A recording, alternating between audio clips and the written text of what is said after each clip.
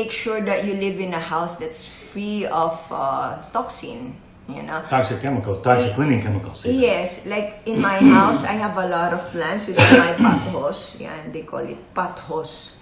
And then you have the fern.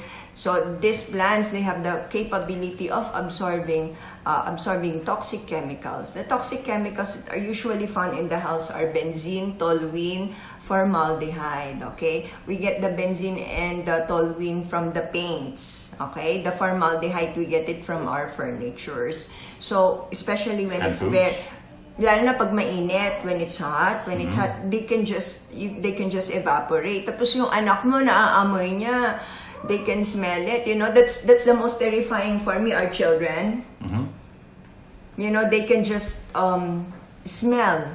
They can absorb, they can smell all these toxic chemicals. And then magugulat ka na lang, they have leukemia already. Especially toluene and benzene. I actually remember as a kid, we used to have public service announcement commercials about changing the paint.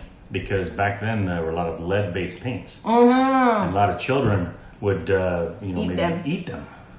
But that was how many years ago? It was back in the 70s. Oh, imagine, I think, as far as I can remember, this came out only in film, like only in the 2000 something, right? Yeah, imagine in the US, they already know. 1970s. They already know that the paints, they have lead. It can cause certain health conditions.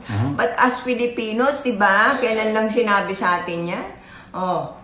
So we do not know, but we know that there's a lot of toxic substances in the toys, in our house. Do not be scared, okay? In literatures that I said, typically an average person will develop cancer 6 times in their lifetime. Okay, but every time they will fight it. They will fight it 6 times in our lifetime. We can develop cancer. Known as a proto-cancer. Yes, but we can fight it. So just have a perfect diet. I mean, if there's one thing that you can learn from this video is that have a perfect diet. Because whatever you put in your mouth, you absorb. And if you absorb that, if it's toxic, you absorb it. You're going to be just absorbing toxic substances. Whether you believe it or not, that's how it is.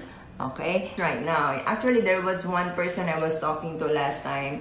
And he was so frustrated because we were talking about genetically modified organisms, you know.